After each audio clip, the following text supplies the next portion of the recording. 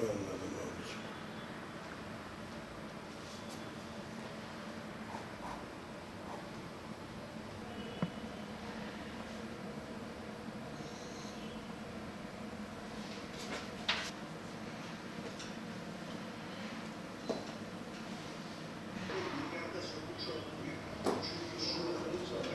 Türkiye'de sağlık bitirmek bu işin bir anlamına geldi.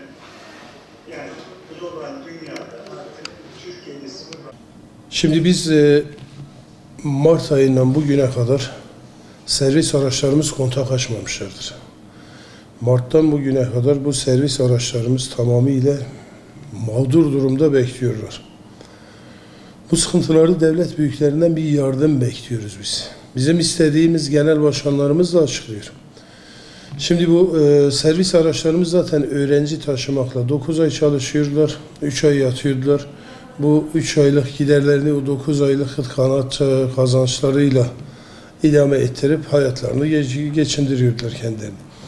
Bu tatiller başlayınca tabii ki dünyayı sarsan bir illet. Bizim bunda şeyimiz yok yani. Dünya şu anda bunu iyice illetle cebelleşiyor. Yani bizim kesinlikle bize ayrı bir özellik tanınsın demiyoruz. Ama ne var? Türkiye genelinde ve Van'da bu servisçilerin bugüne kadar hiçbir iş yapmaması servisçi esnafını tamamen bitirmiş durumda.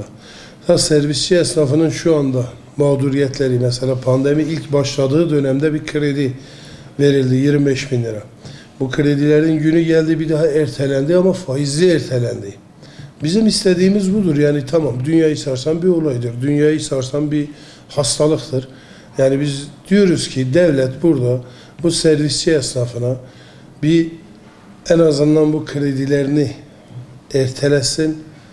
Yapılması gereken, ödemesi gereken vergisi, sigortası, bağkuru, bunları bir ötelesinler. Bu servisçi esnafı çalışmadığı halde nereden ne yapacak? Şimdi biz servisçi esnafını şu anda 21'inde okullar açılacak. 21'de okullar açılacağı zaman bu adamın gidip belediyeden güzergah izin belgesi alması gerekiyor. 740 bin lira belediye güzergah izin belgesi. Aracın feni muayenesini yaptırması getiriyor. 550 lira aracın feni muayenesi. Bu sadece yani feni muayene ve belediyeye ödenen para. Sigortası geçmişse 2500-3000 lira sigortası var. Kaza ferdi koltuk sigortası var. Artı borcunu ödememişse, maliye borcu varsa şeyini yapamaz, feni muayenesini yapamaz. Bunlar için devletin acil bir eylem planı geliştirmesi lazım ve belediyelerin de belediyelere bu talimatı vermesi lazım. Belediyeler de bu servisçi esnafına kesinlikle destek olması lazım. Yani bunlardan da geçtik, şu anda servisçi esnafı kesinlikle bak, dün bir arkadaşımla konuştum, başkanım diyor aracımı ve hattımı satıyorum. Yani insanlar artık yavaş yavaş dökülmeye başladı. 21'inde okullar açılacak.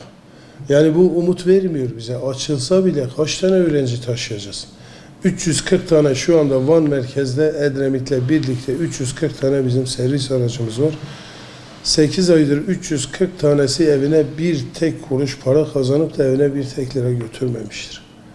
Boş boş geziyordur. Araç yatıyor, kendisi yatıyor. Yani bu insanların her birisinin 3-5 nüfusu vardır. Bir aile geçindiriyor, ev kirası var. Çocuklarının mesela masrafları var. Onun için biz diyoruz ki ne olursa olsun servisçi esnafı, mesela toplu taşıma esnafı tamam. Şimdi minibüslerde de sıkıntı yaşıyoruz, halk otobüslerinde de, taksilerde de mesela. Takside 3 kişi. Minibüslerde koltuk sayısı. Ama servisçinin acısı daha büyüktür. Yani biz özellikle bu konuda büyüklerimizden, belediyeden, devletten destek bekliyoruz. Van'da 340 tane ise Türkiye geneli 350-400 bin tane servis vardır. Van diğer iller gibi değil.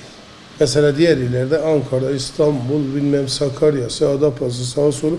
Bunlarda fabrikalar var. Servisçiler gene bir personel taşımacılığı yapıyor. Bizde o da yok. Onu da yapamıyoruz. Onun için mağduriyetimiz büyüktür. O da olarak bizim de elimizden gelen sadece bunların yani yaralarına derman oluyoruz. Başka herhangi bir odaların durumu da kötü yani. Odalar da bitmiş durumda. Şimdi çark hepsi, zincir hepsi birbirinden halkalarıdır yani. Bunlar hepsi birbirine bağlıdır yani.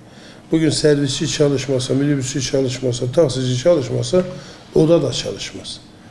Biz bunun yani çarklardan bir tanesi de biziz. Yani bunlara maddi olarak herhangi bir desteğimiz olmuyor. Sadece manevi olarak arkadaşlarımızın yanında bulunuyoruz. Yani dertleriyle dertleniyoruz. Başka da yaptığımız bir şey yoktur. Yani bu pandemi Allah bir an önce bu dünyayı bu musibetten kurtarsın. Bu insanların yani özellikle de bunu söyleyeyim ben. Pandemiyi, bu hastalığı insanlarımız basite alıyor. Bunu kesinlikle basite almasınlar. Her ortamda, her toplulukta konuştuğumuz budur ama hiçbir tanemiz uygulamaya geçirmiyoruz. İşi olmayanların evden çıkmamasını istiyoruz. Bu düğünlerin iptal edilmesi, düğünlerin kaldırılması, taziyelerin kurulmaması, yani insanların bir araya toplanıp da bu virüsü ailesine taşımamasını istiyoruz biz. Yani daha bilinmeyen bir düşmandır içimizde. Tanımıyoruz, bilmiyoruz düşmanımızı. Bilmediğimiz için buna karşı tedbirimizi almamız lazım. Ama çoğu zaman ihmal ediyoruz. Çoğu zaman topluluklar oluşturuyoruz, bir araya geliyoruz, tedbirimizi elden bırakıyoruz. Tedbiri almamız lazım. Yani canımız yanıyor, yanacak da daha. Bugüne kadar çok canlarımızın yandığını gördük, çok yakınlarımızın vefat ettiğini gördük. Onun için biz diyoruz ki lütfen tedbiri elden bırakmayın. Bu tedbirlere uyun. İşi olmayan çıkmasın. Boş kuru kalabalık olan yerlere gitmeyelim. Toplu taşıma araçlarına bindiğimiz zaman toplu taşıma şoförlerini zor durumda bırakmayalım. Yani araçlarımız kapasitesi neyse o kadar fazla yolcu binmesin. Yani şoför durduysa da binmesin. Yani bu araca binip de ailesini, hayatını riske atmasın diyoruz.